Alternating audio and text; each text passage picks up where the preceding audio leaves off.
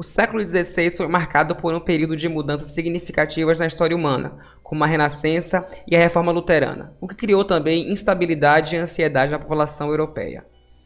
A popularização de mitos e crenças supersticiosas, alimentadas pela guerra e pela morte, pela doença e pela fome, efervesceram na Europa do século XVI, sendo uma das mais famosas a licantropia. A licantropia seria a habilidade do indivíduo transformar-se em uma criatura metade lobo e metade humana.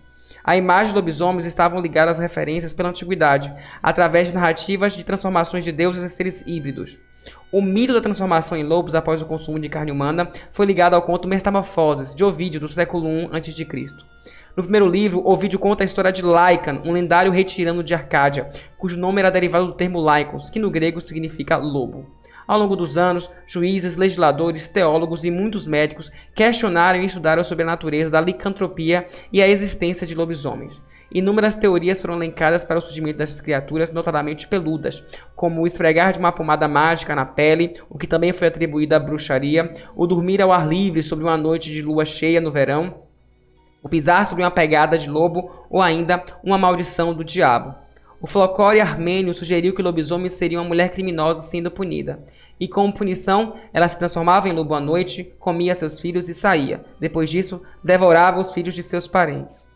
Em 1973, o médico londrino Wallace Vaughan disse que o lobisomem seria corriqueiramente prevalente e atribuiu a licantropia a uma doença sanguínea muito rara, chamada de porfiria eritropoética. A porfiria também explicaria os vampiros, embora essa ideia tenha sido desacreditada, e nós já discutimos isso no canal em vídeos anteriores. Alguns médicos e pesquisadores sugeriram a hipertricose como causa da licantropia, mas outros argumentaram que a condição genética era muito rara para explicar os muitos lobisomens soltos nas ruas da Europa. Agora, será que a hiperatividade dos folículos pilosos e o excesso de pelo sejam realmente a causa do surgimento dos lobisomens? E mais ainda, seria o lobisomem um diagnóstico com fundamento médico? Bom, para esclarecer a lenda dos licantropos e discutir um pouco sobre a conhecida síndrome do lobisomem, vamos debater o que seja a hipertricose.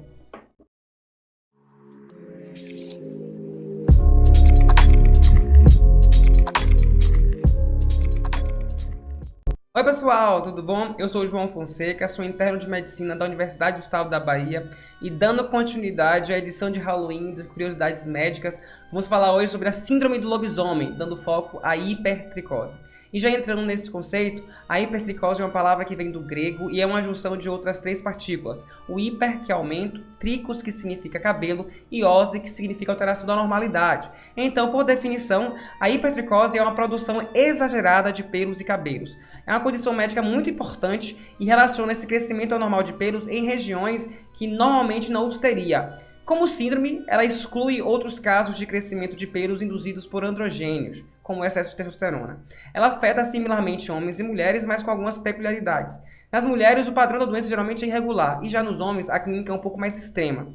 Existem dois tipos básicos de hipertricose: a hipertricose generalizada, em que o excesso de pelo é por todo o corpo, e a hipertricose localizada, em que há uma área circunscrita com o aumento notado de crescimento de cabelo. A síndrome do lobisomem, como a literatura traz pra gente, aqui é evidenciado por esses artigos, por exemplo, ela geralmente se refere a algum subtipo específico da hipertricose congênita. Contudo, é importante entender que a hipertricose congênita ela não significa licantropia ou síndrome de licantropia, que é, por outro lado, uma condição neurológica psiquiátrica em que o indivíduo acredita ser um lobisomem ou poder se transformar em indivíduo metade homem, metade lobo. A hipertricose ela tem documentação de casos desde a Idade Média, inclusive reconhecendo a sua hereditariedade. O primeiro caso conhecidamente documentado foi o da família González, iniciado com Pedro González, ou Pedro Gonçalves, que foi um espanhol que viveu no século XVI e século XVII, patriarca desta família, o qual viveu nas cortes da França e da Itália. Ele foi casado com Caterine González, o qual, como a gente observa na imagem, não era portadora da condição. Contudo, tanto suas filhas, Madeleine e Antoinette González, eram portadores da condição, assim como seu filho Henry, todos eles tinham hipertricose generalizada. Curiosamente, as pinturas e gravuras da família, elas estavam guardadas no castelo de Ambras, em uma câmara chamada Câmara de Curiosidades Humanas. E, de forma correlativa, nós temos a síndrome de Ambras, que é um subtipo de hipertricose congênita generalizada. Durante o século XIX, efervesceu-se a curiosidade de casos como esses, como de hipertricose e outras anomalias congênitas. Muitos desses portadores acabaram se agrupando e se apresentando em shows em circos itinerantes, os conhecidos circos de curiosidades, ou freak shows. Alguns casos são interessantes citados e um dos mais especiais é o da Crau Farini. A Crau Farini ela foi adotada por Guillermo Farini, ou também conhecido com o nome de palco de Great Farini, ou Grande Farini.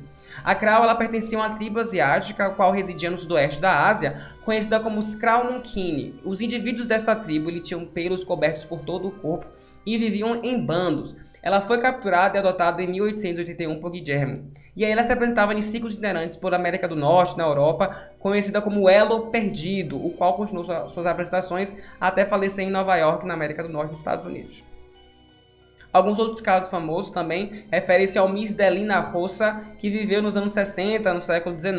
Ela também se apresentava nesses ciclos itinerantes e era uma das mais famosas mulheres barbadas da época.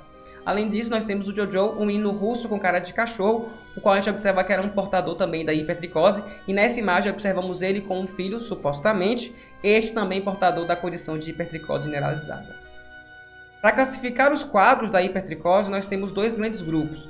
A hipertricose congênita, o qual o indivíduo apresenta a condição desde o nascimento, está associada a diversas síndromes raras e há também diversos subtipos. A hipertricose congênita generalizada é um dos subtipos mais conhecidos.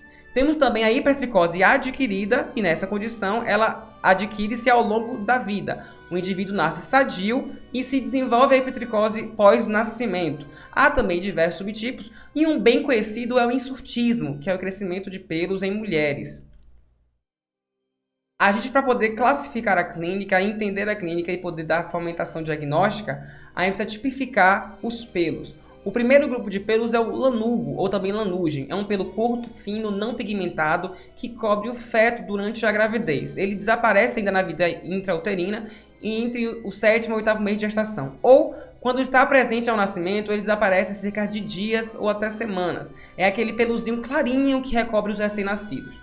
O vellus é o pelo que substitui a lanugem. Ele é também fino, curto, macio e pouco pigmentado. Adultos com condições normais que podem apresentar o vellus, geralmente em face das mulheres ou nas áreas de calvície nos homens. O pelo terminal ou terminalis é o pelo propriamente dito. Ele substitui o vellus, ele é comprido, grosso, pigmentado, claramente visível e tem estrutura medulada. Ele é encontrado nas axilas, regiões pubianas, pernas, sobrancelhas, cílios, barba, bigode e no couro cabeludo compondo o cabelo.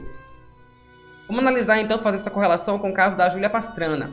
Ela nasceu em 1834 no México, ela foi cantora e performer, também pertencente a esses ciclos itinerantes, esses freak shows do século XIX, e ela nasceu com excesso de pelos por todo o corpo, a gente pode observar como nesta imagem. Ela apresentava também hipertrofia gengival. O pelo tinha uma característica de ser bem pigmentado, enegrecido, grosso, alongado, notadamente visível, como a gente pode observar na face, no colo, no braço, e medulado, além de ser generalizado por todo o corpo. Ela chegou a ser erroneamente classificada na história médica como lanuginosa, mas a gente observa que o pelo é alongado, é bem visível, é negro, é medulado, então isso não traz para a gente característica de lanugem. Por isso, nós observamos aqui um caso de uma hipertricose generalizada, porque é por todo o corpo, congênita, porque ela nasceu assim, terminalis, o pelo é terminal, mais caracteristicamente do que lanuginoso. Alguns aspectos genéticos da condição, geralmente a hipertricose congênita generalizada ela é idiopática na forma mais comum, isso, claro, na ausência de endocrinopatias ou doenças metabólicas de base. Há um excesso de atividade do folículo capilar com níveis de hormônios androgênios normais. Parece ter relação com atavismo biológico. O que seria isso? É o reaparecimento de uma característica depois desta estar ausente em muitas gerações. Alguns outros aspectos genéticos específicos é que a hipertricose congênita generalizada ela pode ter alguns padrões genéticos, ou ligado ao X ou até autossômico dominante. Quando ligado ao X, as mulheres afetadas ela passam a mutação aos seus filhos, estes de ambos os sexos. A síndrome de Ambras é um subtipo de hipertricose congênita generalizada e está associada com mutações no cromossomo 17. Quando a gente vai fazer o diagnóstico da hipertricose, 3 perguntas básicas devem estar na anamnese de forma que não podem faltar. Primeira coisa é entender o tempo de início do quadro. Ele é congênito desde o nascimento ou apareceu ao longo da vida, assim, no quadro adquirido. A extensão da hipertricose é generalizada ou alguma área circunscrita específica. E também o sítio envolvido. Ele é da região da orelha, da face, cotovelo, região lombosacral, pescoço, dentre outras. Coisas importantes no exame físico é buscar outras anormalidades, por exemplo, a gengiva. Uma hipertrofia gengival está muito associada à síndrome de Ambras. Ou alterações de outros sistemas, né? Alterações cardiopáticas, esqueléticas ou renais. Além também de presença de outras comorbidades, como obesidade e deficiência intelectual. Por exemplo, paciente com hipertricose e hipertrofia gengival, ele pode ser um portador da síndrome de Ambras ou da síndrome de Maroteau-Lamy. Se tiver essa condição e, além disso, déficit intelectual, pode tratar da síndrome de Hurler. Se ele tem a hipertricose e hipertrofia gengival com endocrinopatia, pode ser um caso de mucopolissacaridose. Além disso, a gente também tem que ter atenção a comorbidades ou uso de drogas e medicamentos. Por exemplo, antiepilépticos, especialmente a fenitoína, corticoides, ciclosporina, interferon-alfa, que são agentes conhecidamente que causam hipertricose secundária. Ou portadores também da síndrome do ovário policístico, que também é uma condição que está muito associada com o hirsutismo. Outras causas comuns de hipertricose secundária é a desnutrição e anorexia nervosa, endocrinopatias, dermatomiosite juvenil e infecções, doenças metabólicas como a mucopolissacaridose, síndrome de Hunter, de Hurler ou de Sanfilippo, síndromes do ovário policístico, insuficiência adrenal, neoplasma adrenal ou ovariano, e além disso, a porfiria, que foi tema do vídeo passado, ela é uma causa também de hipertricose, como a gente pode observar nessa paciente que tem um excesso de pelo na face e em região do pescoço. Aqui nós temos novamente a síndrome de Ambras. Observe que é uma condição que o indivíduo nasce, então é congênita, é generalizada por todo o corpo e o pelo é caracteristicamente terminal. Além disso, outro forte fator associado é a hipertrofia gengival, como a gente observa nesta imagem. Aqui também demonstrado nesta outra imagem. O tratamento ele é multidisciplinar, tá? Inclusive com acompanhamento psicológico para o enfrentamento da condição e, por exemplo, participação de um dentista, especialmente nos casos de alteração da mucosa oral, da boca, como a hipertrofia gengival. Não há tratamento específico. Se o indivíduo tiver hipertricose secundária, vai se tratar a condição de base. Se o indivíduo tiver hipertricose primária, vai manejar os sintomas. A remoção de pelos é um ponto central de preocupação do tratamento. Vai depender da intensidade, do tipo de pelo e da maturidade do paciente. Os métodos epilatórios eles são preferíveis aos métodos depilatórios. No método depilatório, o pelo é cortado muito rente à pele. Já no método depilatório, o pelo é removido com sua estrutura completa, inclusive com bulbo capilar. Dentre os métodos epilatórios, nós temos as pinças manuais e elétricas, a epilação a cera, a epilação com fio. Só que é uma coisa muito importante de ser dita, é que ele deve ser feito por sessões, em pequenas áreas, porque eles causam dor. Então a gente já consegue imaginar que crianças não serão pacientes muito colaborativos. Áreas extensas no paciente também com a doença generalizada é indicado remoção a laser e esta usa o princípio da termólise, o qual o calor concentrado acaba destruindo o pelo e sua estrutura como um todo, minimizando danos no tecido adjacente.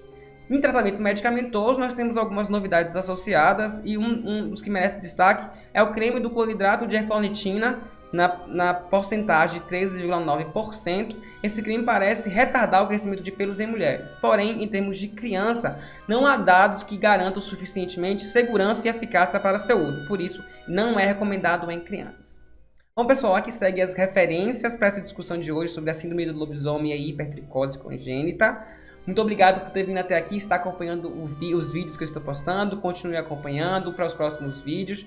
E aí vamos acompanhar também essa edição especial com temáticas de Halloween e medicina. Até a próxima. Tchau, tchau.